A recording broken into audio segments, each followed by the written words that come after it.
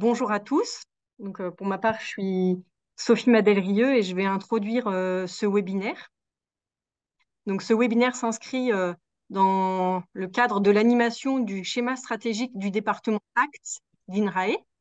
Ce département s'intéresse aux sciences pour l'action, les transitions, les territoires.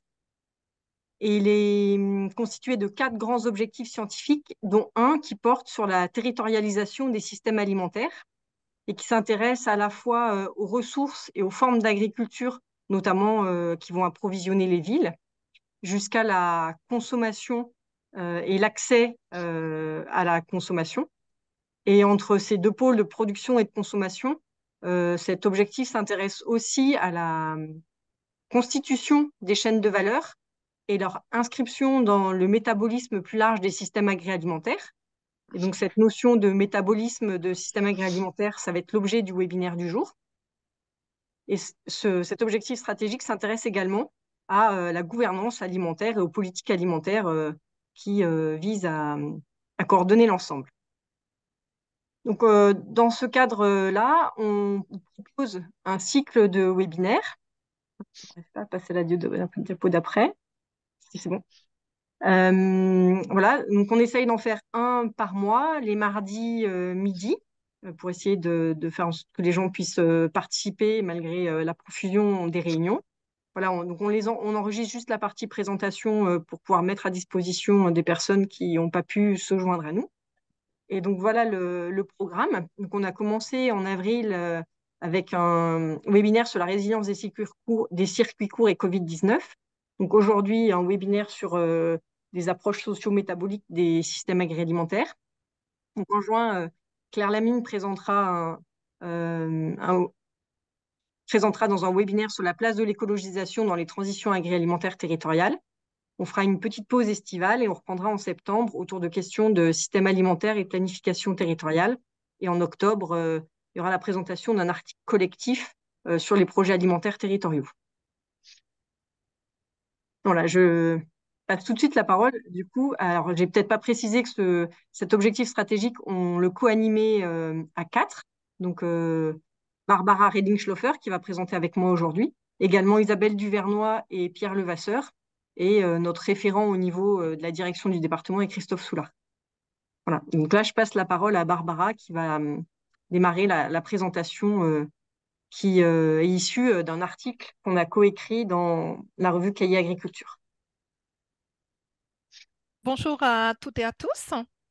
Donc, j'ai le plaisir de commencer cette présentation qu'on sera partagée avec Sophie pour présenter un travail qu'on a fait et publié dans dans la revue Cahiers Agriculture.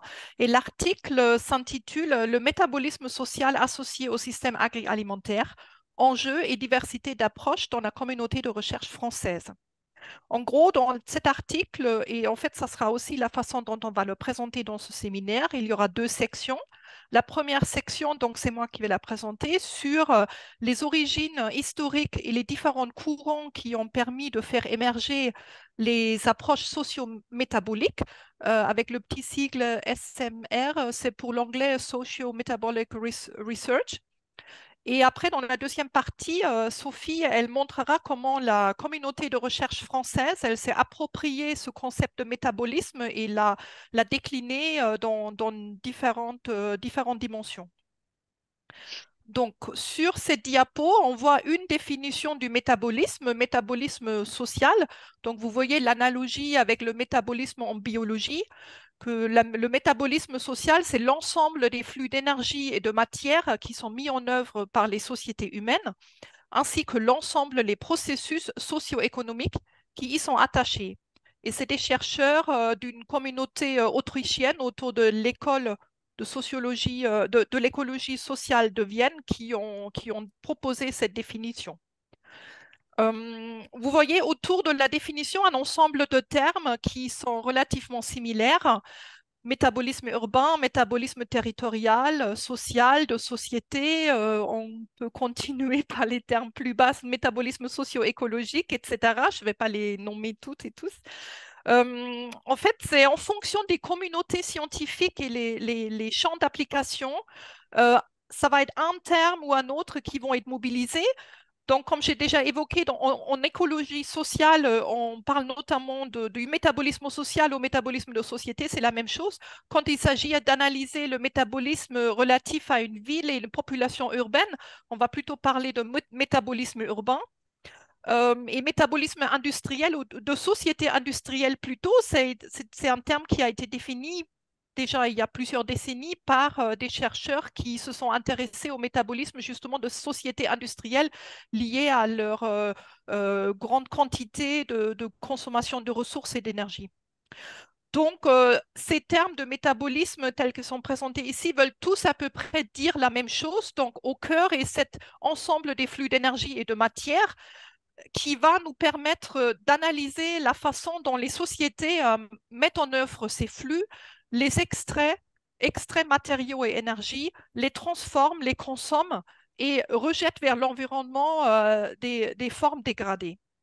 Mais outre ces flux d'énergie et de matière, on va aussi s'intéresser aux processus socio-économiques et donc aux acteurs, aux institutions, aux politiques et aux technologies qui sont mobilisées et qui façonnent ces flux d'énergie et de matière. Sur la prochaine diapo, on voit que ces approches métaboliques ou métabolisme ne sont pas un concept isolé. Cette communauté de recherche qu'on a déjà mentionnée en écologie sociale a fait un effort et donc un gros travail pour conceptualiser, ici visualisé par ce schéma conceptuel, comment on peut analyser les interactions entre société et environnement ou entre nature et culture. Et le concept de métabolisme, il joue un rôle central. En fait, via ce concept de métabolisme, on peut analyser de façon empirique comment société et environnement interagissent. Donc, la société, dans ce schéma et donc via cette compréhension, c'est par le cercle là plutôt grisé par la droite. La société, elle est encastrée dans l'environnement, donc qui est le cercle plutôt vert. Euh, cette société, elle interagit avec l'environnement parce que via des pratiques, la société, elle s'approprie des ressources, elle les transforme, elle les consomme. Et les pratiques, ce sont dans cette compréhension les technologies, le travail, les connaissances. Et vice-versa, la société, elle est soumise à des forces physiques de l'environnement ou de la nature. Donc, c'est la flèche de retour, events ici en anglais. Mais à côté, cette société, elle est encastrée aussi dans sa dimension culturelle et elle est guidée par les pratiques sociales et par la culture qui déterminent donc ces pratiques dans la société et vice-versa, les pratiques de la société aussi retournent vers la culture et font évoluer la culture. Donc on voit bien que dans cette compréhension-là, la société, elle est dans une dualité, elle fonctionne dans une dualité matérielle et culturelle. Et l'ensemble de ce monde matériel et de la société humaine sont désignés comme le système socio-écologique selon la terminologie de l'école de l'écologie sociale de Vienne. Ah, ok. Pour la prochaine diapo, on voit ici un arbre qui montre les différentes traditions scientifiques et de recherche qui ensemble ont contribué à faire émerger ces approches métaboliques, socio-métaboliques. Donc on voit différentes codes couleurs ici. Sur la partie à gauche, on voit en vert clair les traditions de recherche en sciences humaines et sociales. C'était notamment des représentants de l'économie politique et de la théorie sociale qui ont reconnu que les facteurs naturels, donc les ressources naturelles comme la terre et l'énergie, jouent un rôle important pour le développement et le fonctionnement des sociétés humaines. On peut citer un des représentants majeurs, ou les deux représentants majeurs ensemble, Karl Marx et Engels en 1867. Pour Karl Marx et Engels, en fait, ils ont déjà parlé de ce métabolisme entre l'homme et la nature, donc assez tôt dans leur travail. Donc, vous voyez bien, on se situe dans la deuxième moitié du 19e siècle. Et pour Marx et Engels, le processus de travail, il est central dans ce métabolisme parce que le processus de travail, c'est l'action de l'homme en vue de l'appropriation des substances naturelles. Il parle de substances naturelles, et ceci dans une perspective de répondre aux besoins de l'homme et les sociétés humaines. Et donc, ils disent que le travail est la condition nécessaire de l'échange de matière entre l'homme et la nature. Et plus loin dans leur œuvre donc, majeure, le Capital, ils expliquent bien et ils raisonnent sur ce pouvoir. Qui a le pouvoir sur le travail? Celui qui a le pouvoir sur le travail a aussi le pouvoir sur l'appropriation des ressources naturelles et le fonctionnement de l'économie dans l'ensemble. Ça, c'était déjà à l'époque une des critiques qu'ils ont formulées vis-à-vis de la façon dont l'homme interagit avec l'environnement. Sur la prochaine diapo, on, on voit donc qu'il y a une autre branche, donc plutôt représentée par les traductions de recherche en sciences biotechniques. Et les représentants des disciplines étaient plutôt autour de les physiciens, les chimistes, qui ont du coup apporté leurs connaissances sur les flux de nutriments, sur la thermodynamie et le fonctionnement des systèmes énergétiques à la compréhension des économies et des sociétés humaines. Un des représentants importants, on peut citer Patrick Geddes en 1885. Il avait déjà à son époque fait une première analyse, comme on pourrait dire une analyse macroéconomique de la société, en fait de l'économie nationale en l'occurrence, où il a analysé les matières, les sources de matière et les sources d'énergie selon trois étapes, trois niveaux. L'extraction, la transformation par l'activité industrielle et le transport et l'échange. Et il a identifié que entre chaque étape, il y a des pertes. Il y a des pertes de matière, il y a des pertes d'énergie. Et sa conclusion à l'époque était déjà que quand on regarde le produit final, on peut être étonné du faible rendement qui résulte des processus de transformation en comparaison avec la quantité de matière première. Et ça, c'est les réflexions qui reviennent peut-être un siècle plus tard autour voilà, de l'efficacité énergétique, efficacité de l'utilisation de matière. Mais il y avait des précurseurs qui ont déjà raisonné sur ce faible rendement un siècle plus tôt. Donc, à une époque, on va changer d'échelle ici et montrer simplement un exemple qui est intéressant parce que du coup, on change d'échelle, on arrive à la ville. Jusqu'avant, on a parlé plus d'économie nationale. Cet exemple-là est à peu près apparu dans la même époque, en 1890. Un chimiste allemand a fait, de la même façon qu'on a vu pour l'économie nationale par Patrick Geddes, une sorte d'analyse et de bilan des quantités de nourriture qui sont utilisées par la ville de Berlin, donc en 1890, avec une population à l'époque 1,5 million donc, habitants. Et donc, ce chimiste-là, il a donc comptabilisé ensemble la totalité des ressources alimentaires que la population consomme et il a mis en face les quantités d'excréta qui résultent de cette consommation et sa réflexion à l'époque, c'était moins une perspective environnementale, c'était une perspective plus de comment on nourrit la ville et comment les ressources de la ville peuvent être restituées à la terre. Mais c'est clairement un exemple de travail qui était assez précurseur et qui résonne avec beaucoup de travaux qui sont menés aujourd'hui de la même façon pour comprendre le système alimentaire de ville. Sur la suite, on va voir sur la prochaine diapo, un peu plus loin, quand on a vu tout à l'heure qu'il y avait des traditions qui étaient, voilà, qui ont permis faire émerger les concepts clés des approches socio-métaboliques à une époque, et on le rappelle, c'était deuxième moitié du 19e siècle, où les échanges entre ces traditions de recherche étaient encore possibles et étaient même relativement fécondes, alors que plus tard, cette voilà, division, ce fossé entre ces traditions de recherche s'est installé davantage et a beaucoup moins permis ces croisements fertiles. Sur la partie de l'arbre, on voit plus haut et donc maintenant on se situe davantage un siècle plus tard.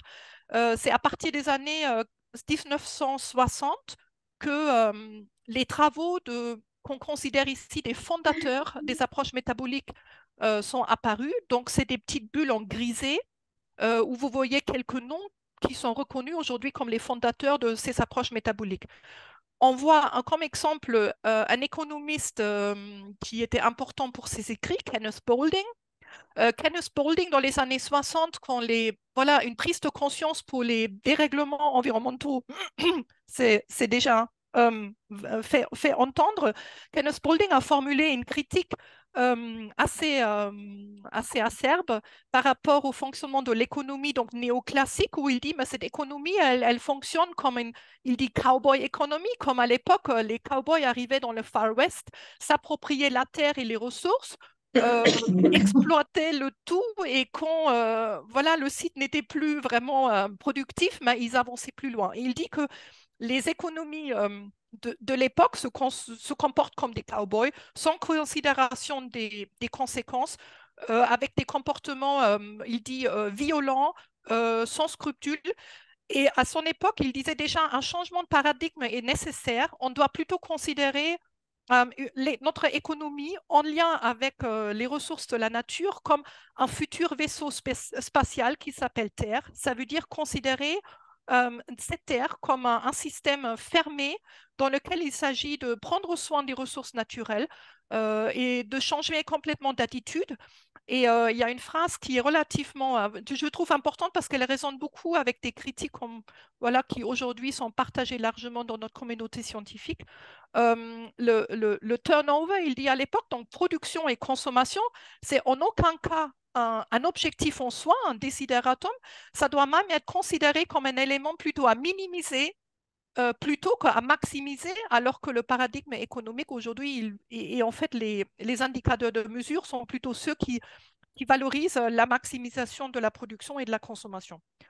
Donc, ces réflexions précurseurs ont influencé vraiment l'émergence d'une communauté de l'écologie industrielle ensemble avec d'autres physiciens qui, ensemble, ont participé à ces travaux. Donc, vous avez déjà vu, comme on vous a montré, il y a différentes disciplines, différentes traditions de recherche qui ont ensemble participer à l'émergence des approches socio-métaboliques.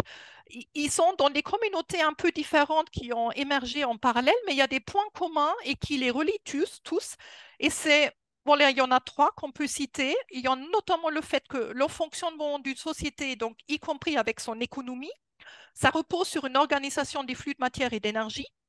Et ça, c'est de reconnaissance déjà que la société, elle fonctionne par une analyse des flux de matière. Ça donne un outil assez donc formidable parce qu'à travers cette analyse, on peut lire le fonctionnement de la société. Et pour faire fonctionner la société, donc elle a besoin de matière et d'énergie, et aussi pour se maintenir et pour se développer, voire se reproduire, voire communiquer, etc. On pourrait aller plus loin dans les activités des sociétés humaines. Le deuxième point, c'est la composition, l'ampleur et les formes du métabolisme déterminent les pressions et les impacts environnementaux de la société. Et donc ça, on va vous montrer voilà, des exemples d'analyse de flux un peu plus loin. Vous allez voir que la façon de la taille du métabolisme, la forme, que ce soit linéaire ou circulaire, ça dit des choses sur la façon dont la société interagit avec l'environnement, et on peut déduire les pressions et les impacts. Et le troisième principe, c'est les principes premiers des sciences naturelles et des physiques. Ils sont fondamentaux pour la compréhension du métabolisme, et il ne faut pas les ignorer tels que c'est fait dans des disciplines voilà, typiquement de l'économie, qui seulement a pris tardivement conscience de la nécessité de considérer quand même des lois physiques et naturelle, notamment à une époque où elle a considéré qu'il n'y a pas de déchets, il n'y a pas d'externalité environnementale. Donc, c'est des phénomènes qui sont aujourd'hui quand même plus intégrés, mais donc c'est important de faire avec les sciences naturelles et physiques. Et globalement, à retenir, c'est que, voilà ce qui est résumé dans la phrase ci-dessous, une durabilité forte exige que les flux soient compatibles avec la capacité d'approvisionnement et d'absorption de la biosphère, ce qui nous renvoie à la notion de limite planétaire et au fait que une société, les sociétés humaines ne peuvent pas faire sans les capacités d'approvisionnement et absorption, en tout cas dans une perspective à long terme. On passe à la suite presque. Juste ce qui nous intéresse dans ces approches métaboliques, c'est de la façon dont on peut les appliquer à l'analyse des systèmes alimentaires, agri-alimentaires. Et donc Caroline Petit, dans son article 2021, elle a écrit que l'agriculture y est abordée en tant que secteur de la société qui est en interaction avec d'autres secteurs de la société par les flux de matière et d'énergie et qui est une variable de la transformation des régimes socio-métaboliques. Alors, le régime socio-métabolique, c'est une notion qui permet d'analyser le fonctionnement de la société dans une perspective de plus long terme. Et on le voit bien ici dans l'exemple du travail de Nello Magalhães hein, et co-auteur, où vous voyez deux diagrammes ici. Le diagramme à gauche montre les flux d'importation par personne et par an en distinguant avec les codes couleurs différents types de matières. Et donc, on voit ce qui nous intéresse ici par rapport à l'agriculture, le secteur en vert, donc c'est la biomasse agricole, donc représentée sur un siècle et demi, de 1850 à l'année 2000. Et à droite, on voit le même schéma, mais pour les flux d'exportation, donc par personne et par an, toujours sur la même échelle et avec le même code couleur, en distinguant les différents types de matières. Et ce qu'on voit en mettant face à face ces deux diagrammes, c'est que la France, donc c'est pour l'échelle de la France, jusqu'à l'année 1950 à peu près, la France était importateur net de biomasse agricole et notamment à travers des matières pour le textile, donc la laine notamment. Mais à partir de l'année 1950, la France est devenue un exportateur net. Donc, vous voyez la partie en verte, la courbe en verte en dessous, elle a augmenté massivement et cela a été possible parce que la France a importé massivement en parallèle les sources d'énergie et notamment fossiles. Et donc le pétrole notamment, pour faire fonctionner cette agriculture intensive qui est devenue donc un secteur qui contribue à la balance commerciale par l'exportation. Voilà, et donc on passe presque à la suite. Donc, la mobilisation du concept de métabolisme social pour appréhender et analyser les systèmes agri-alimentaires en tant que tels. Donc, c'est ce qu'on a analysé dans l'article et on a vu que c'est surtout à partir des années 2010 qu'il y a une richesse de travaux qui a émergé. Donc, on va vous résumer et permettre de discuter là-dessus ensemble par la suite de la présentation. Sophie, c'est à toi. Oui, donc merci Barbara. Voilà, donc on souhaitait avant d'introduire vraiment la partie qui vise à rendre compte de la diversité d'approches, des approches socio-métaboliques pour traiter des systèmes agroalimentaires dans la communauté de recherche française, reposer un peu les bases de ce que c'était que ce métabolisme et ces approches socio-métaboliques.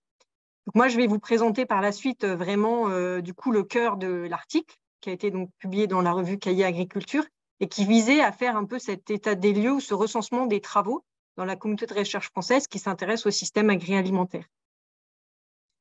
Pour l'analyse bibliographique, juste deux points méthodaux. On a cherché à voir et à recenser dans les articles identifiés quels étaient les types de flux abordés, les types de systèmes, les échelles spatiales et temporelles, par rapport à quel type d'enjeux, et également les finalités et les usages de ces approches socio-métaboliques, et aussi la prise en compte des acteurs du métabolisme, puisqu'une critique qui est souvent adressées à ces approches-là, voilà, c'est qu'elles partent beaucoup, elles analysent beaucoup les flux, mais les acteurs sont très peu visibles et l'analyse de la gouvernance des flux, notamment, est quelque chose de peu développé.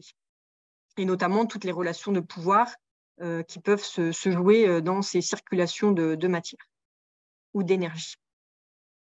Donc, le corpus mobilisé, il renvoie à 90 publications qui sont citées dans l'article, sachant qu'il y a des auteurs qui sont très prolifiques. Alors, on n'a pas cité l'intégralité de leurs publications, donc de fait, il y en a plus que ça, et dont 63 articles qui, elles, ont été publiés dans des revues scientifiques.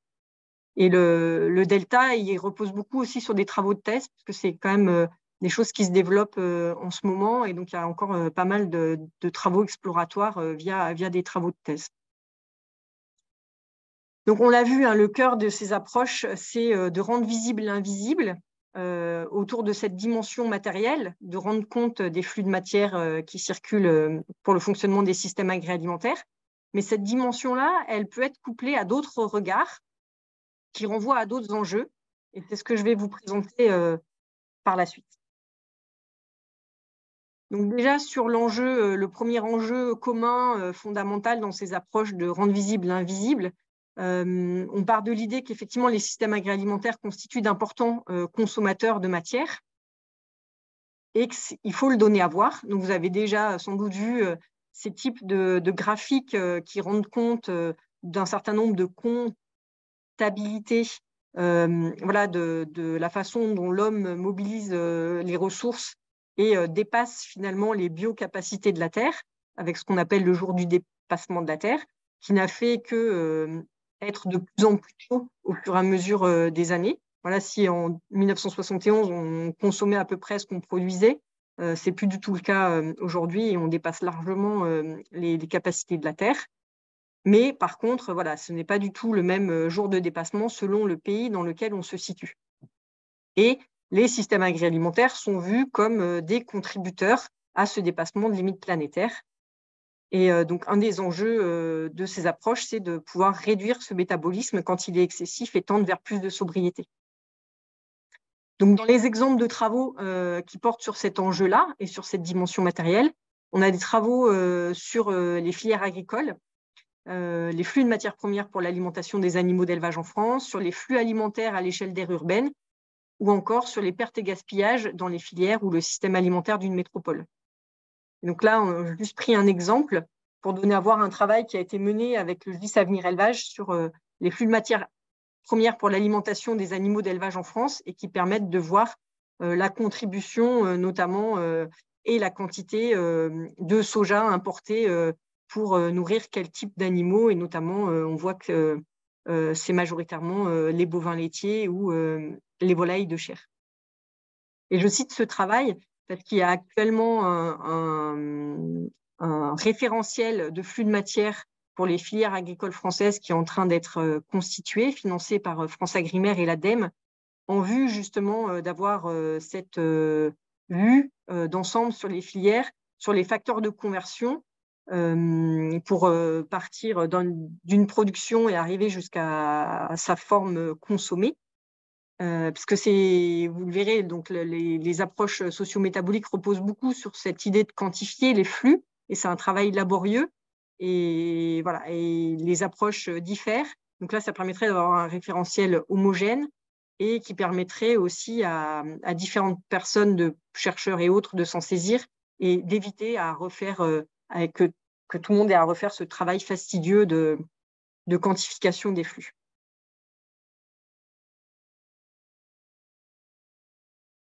Ces enjeux de quantification, donc, ils sont au cœur de ces travaux. Et voilà, donc comme je le disais, là, il y a ce référentiel qui va être mis en place, alors à l'échelle nationale, ce qui, du coup, ne permettra pas forcément d'avoir les données à des échelles infra. Et avec voilà, beaucoup de questions qui se posent sur les bases de données, sur la réconciliation des données, sur les incertitudes. Et vous le verrez aussi par la suite, du coup, il y a beaucoup de représentations visuelles. Elles sont largement utilisées pour rendre compte de cette matérialité, notamment au travers de ce qu'on appelle des diagrammes de Sankey, où l'importance des flux est rendue par l'épaisseur des flèches qui symbolisent les flux. Mais donc cette dimension matérielle, elle peut être couplée à d'autres par rapport à d'autres enjeux, donc comme je l'ai annoncé. Et donc, un des enjeux qui est particulièrement traité, c'est celui de la perturbation des cycles biogéochimiques et des limites planétaires, puisque du coup, les flux, notamment d'azote et de phosphore, sont considérés comme finalement les flux perturbant le plus le système socio-écologique et sur lesquels on a le plus d'assurance de dépassement des limites planétaires par rapport aux travaux de Stéphane et al. Vous avez aussi sans doute vu déjà ce diagramme. Et donc, il y a un enjeu fort à pouvoir assurer la disponibilité de ces matières qui sont primordiales pour la production agricole et la consommation alimentaire. Voilà, tout en limitant les pertes, leurs pertes vers l'environnement, puisque ce sont aussi des substances qui sont fortement impactantes une fois libérées dans l'environnement. Donc, par rapport à cet enjeu, c'est peut-être là qu'on trouve le plus de travaux dans la communauté de recherche française, et elle se déploie de l'échelle de l'exploitation agricole jusqu'à l'échelle mondiale. Donc, il y a une méthodologie qui a été mise en place par Gilles Billen et son équipe qui s'appelle la méthodologie GRAPS pour Generalized Representation of Agro-Food Systems, et qui permet de quantifier les flux et les circulations de ces substances entre les différents compartiments d'un système agroalimentaire. Et ça permet d'identifier les sources de pertes, les sources d'inefficience de fonctionnement de compartiments, et ce sur quoi il faudrait améliorer les pratiques et le système pour limiter l'empreinte environnementale du système agroalimentaire. Donc, on a des travaux à l'échelle de l'exploitation. On a aussi des travaux sur la place d'une orientation de production, que ce soit la culture, l'élevage dans le métabolisme, ou de la reconnexion entre culture et élevage. Des travaux sur le déploiement de l'agriculture biologique, ou encore sur la reconnexion entre production agricole et consommation alimentaire. Autre enjeu, donc on l'a vu, hein, Barbara en a parlé, des auteurs ont montré très tôt, dès les années 70, la trajectoire de dépendance croissante de l'agriculture aux énergies fossiles.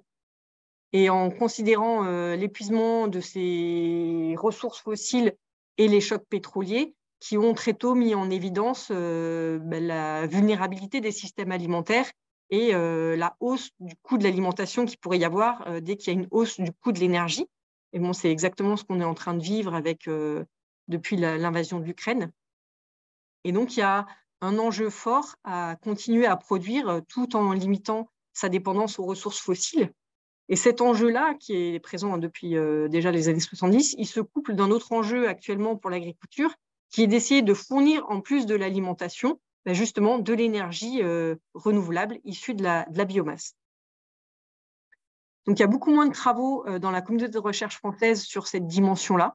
On a trouvé des travaux sur le fonctionnement énergétique des systèmes d'exploitation.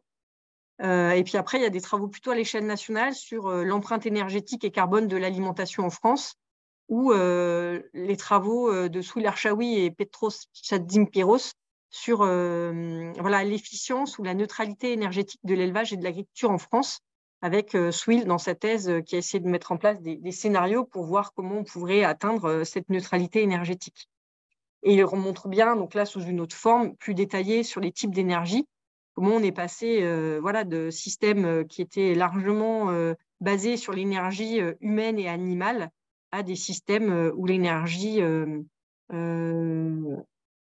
introduite dans le système relève d'une énergie fossile liée à la fabrication d'engrais et au carburant des machines notamment.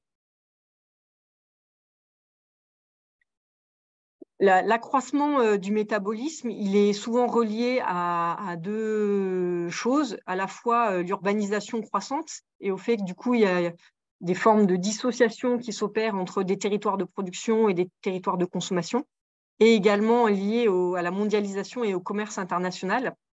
Donc ça pose pas mal de questions sur l'inscription spatiale du métabolisme, avec justement toutes les questions aujourd'hui, par exemple au niveau des projets alimentaires territoriaux, de relocalisation et de reconnexion entre production et consommation, et puis d'interdépendance matérielle entre territoires, avec même des questions un peu de responsabilité métabolique et de comment, dans quelle mesure le fonctionnement de nos systèmes finalement amène à des empreintes environnementales sur d'autres territoires et à des transferts d'empreintes ou de vulnérabilité entre territoires. Donc ça, c'est des travaux qui relèvent plutôt d'une dimension géographique et dans la communauté de recherche française qui se traduisent par à la fois des travaux qui visent à régionaliser les analyses de flux et la place du commerce, parce qu'en effet, au départ, on est quand même plutôt sur des grandes masses, les données accessibles étant plus facilement produites à l'échelle nationale, voire mondiale. Et donc, il y a un premier pan de travaux qui cherche à régionaliser les analyses de flux pour justement aller un peu plus fin dans le détail et mieux comprendre ce qui se passe au niveau géographique. Des travaux qui visent à reconstituer le foncier qui est utilisé donc les flux de foncier quelque part pour l'alimentation de villes. Il y a cette notion d'interland qui est très présente justement pour faire comprendre l'empreinte spatiale des villes. Donc ça, c'est plutôt dans tous les travaux sur le métabolisme urbain.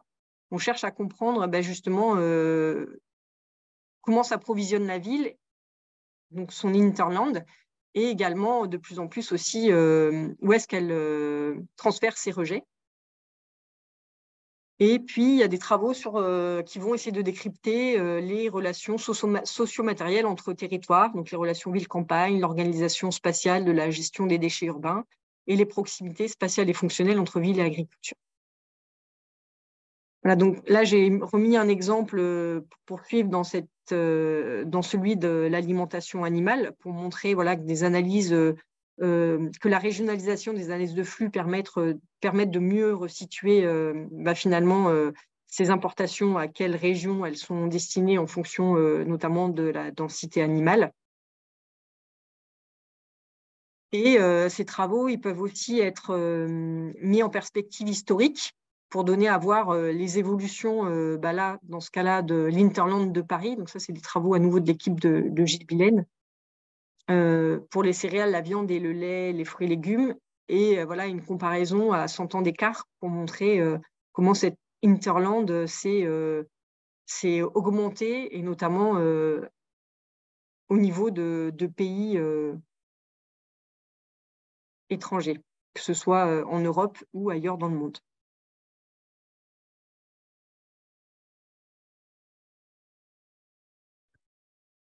Ensuite, il y a une dimension qui est celle de la création de valeur et la répartition de la valeur ajoutée.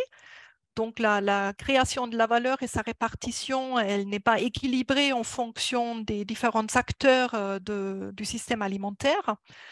On voit dans l'exemple sur la prochaine diapo une représentation, donc un travail qui a été fait par un bureau d'études, le BASIC, une analyse de la filière céréalière dans les Hauts-de-France. Donc avec les 3 diagrammes, on voit tout d'abord la quantité des flux de matière qui est important au niveau amont de la filière, donc au niveau de la production agricole, avec les flux qui ensuite sont exportés, mais il y en a aussi qui sont importés.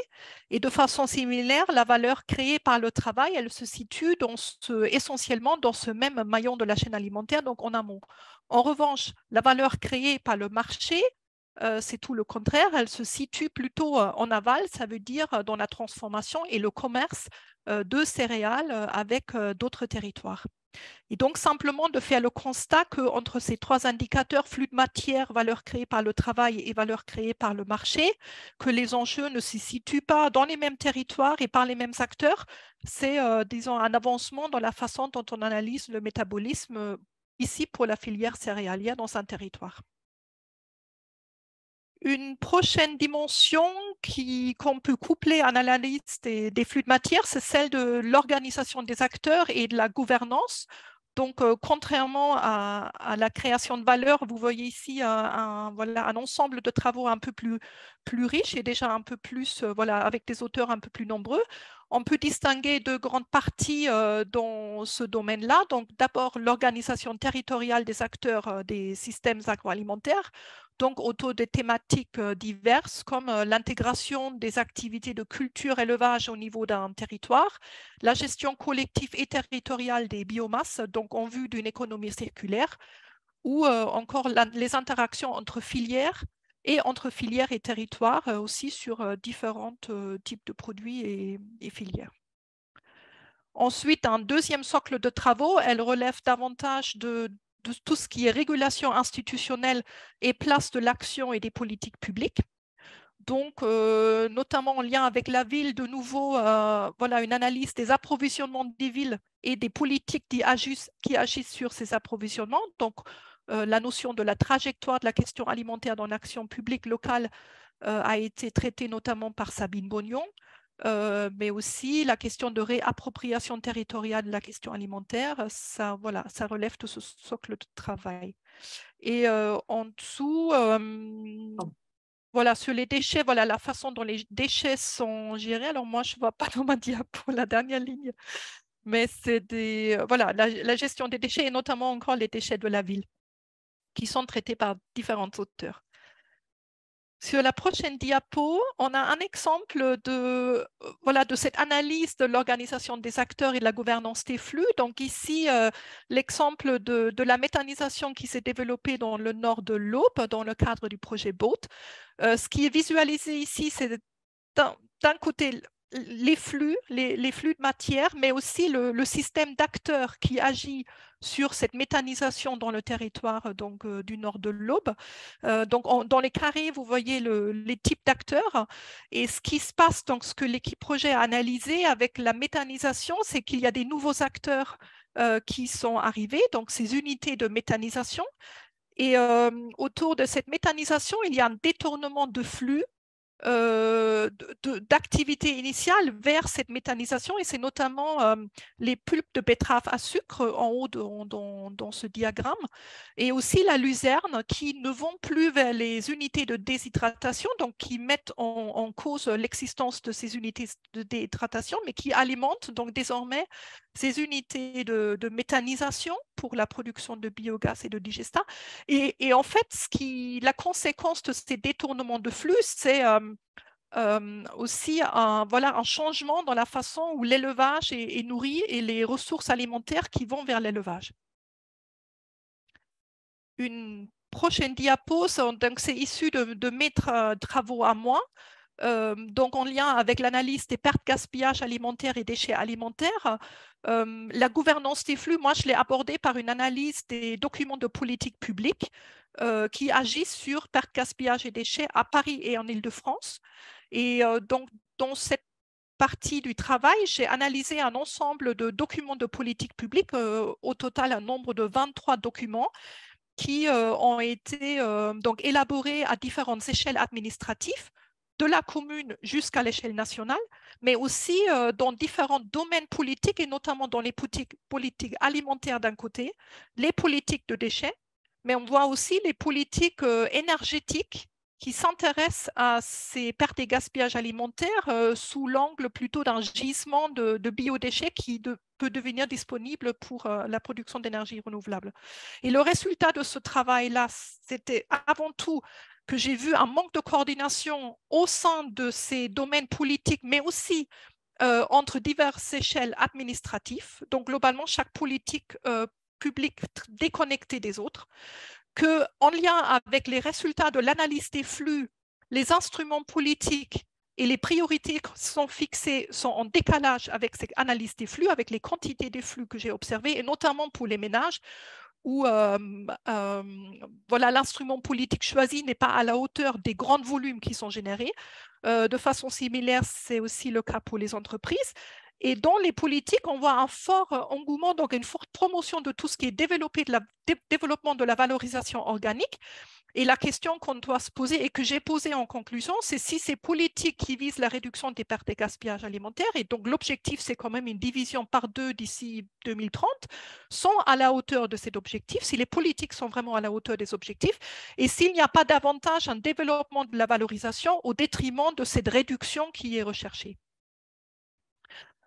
Dernier exemple dans les dimensions qui accompagnent l'analyse des flux, c'est de questionner dans quel contexte culturel et social ont lieu ces flux de matière et d'énergie, parce qu'il faut avoir en tête que ce métabolisme des systèmes alimentaires, mais métabolisme plus court, devient vraiment plus lisible et compréhensible, mais aussi dans une perspective de transformation lorsqu'on reconnaît qu'il est ancré dans les pratiques culturelles, dans les institutions sociales et des relations de pouvoir.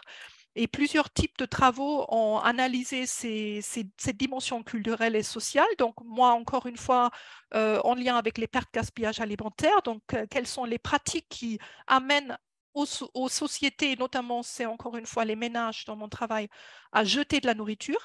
Mais d'autres travaux ont analysé les valeurs, donc une pluralité de valeurs en lien avec la gestion de la biomasse résiduaire, à l'acceptation d'alternatives socio-techniques de changement de métabolisme. C'était ce travail-là autour de la séparation à la source de l'urine et des excréta humains, Ou encore une fois, le dernier exemple, les relations de pouvoir dans la circulation des flux, donc les inégalités ou l'histoire de rapport entre les puissances économiques et politiques. Voilà, je te repasse la parole, Sophie. Oui. Donc, on voit hein, qu'il y a une grande diversité d'approches socio-métaboliques dans la communauté de recherche française qui s'intéresse au système agroalimentaire. Donc, diversité de regards, d'objets qui, au fur et à mesure aussi du temps et qu'on avance dans ces approches qui ouvrent des boîtes noires, des analyses de flux de matière qui étaient élaborées au démarrage. Par contre, ce qu'on peut constater, c'est qu'il y a un poids inégal hein, de ces différentes approches. Donc, on a vu un poids majoritaire des approches biogéochimiques, également géographiques, qui sont assez nombreuses. Et voilà, par contre, la communauté de recherche française qui s'est beaucoup moins emparée de la dimension économique et également des approches multi-échelles, alors qu'il y a des travaux, notamment de collègues espagnols, qui sont fortement sur ces dimensions-là, notamment à travers du cadre MUSIASEM pour Multiscale Integrated Assessment of Social and Ecosystem Metabolism. Voilà, on note, et donc dans ces approches encore aussi plus au stade exploratoire, ce dont vient de parler Barbara pour finir, c'est-à-dire tous les travaux qui visent à mieux comprendre l'ancrage culturel et social et les relations de pouvoir dans ces circulations de flux et d'appropriation de ressources. Voilà, on peut noter aussi des approches qui restent encore cloisonnées. Par exemple, il serait intéressant, et c'est mis en évidence par des auteurs, mais pas encore complètement fait, de mieux comprendre les compromis entre biogéochimie et énergie. Voilà, parce les améliorations de l'un ne vont pas forcément dans les améliorations de l'autre. On a donc, au-delà de la diversité des objets et des regards, on a aussi une diversité de types de territoires et de systèmes agroalimentaires hein, qui sont abordés et de métabolismes associés. Donc, on a vu des travaux qui se déploient plutôt à l'échelle de villes, des travaux pas mal aussi sur les territoires insulaires et également voilà, sur les relations ville-campagne ou des territoires plus ruraux. Et la multiplication de ces analyses situées, elles permettent d'avoir une compréhension plus fine entre les modèles de développement spécifiques à des territoires et leur inscription dans des réseaux métaboliques plus larges. Par contre, ce qu'on peut noter, c'est qu'il y a peu de travaux qui tiennent compte de la diversité des systèmes de production, notamment d'élevage et des liens entre les formes d'intégration entre culture, élevage et de métabolisme associé. Une importance des analyses historiques. Donc, on l'a vu hein, un peu avec une des finalités qui est aussi de mieux comprendre l'histoire passée pour imaginer des futurs. Par contre, il y a un absent dans ces mises en perspective historiques qui est sur le poids des opérateurs intermédiaires, notamment transformateurs, distributeurs des systèmes agroalimentaires sur les évolutions du métabolisme. Dans les autres intérêts limites de ces approches, donc on a une diversité de méthodes, de calculs, d'indicateurs qui se déploient pour rendre compte de l'intensité du métabolisme, de ses empreintes. Par contre, donc cette quantification des flux, j'en ai un petit peu parlé, il reste un travail assez fastidieux dans la récupération des données, leur réconciliation, les incertitudes, le périmètre d'étude.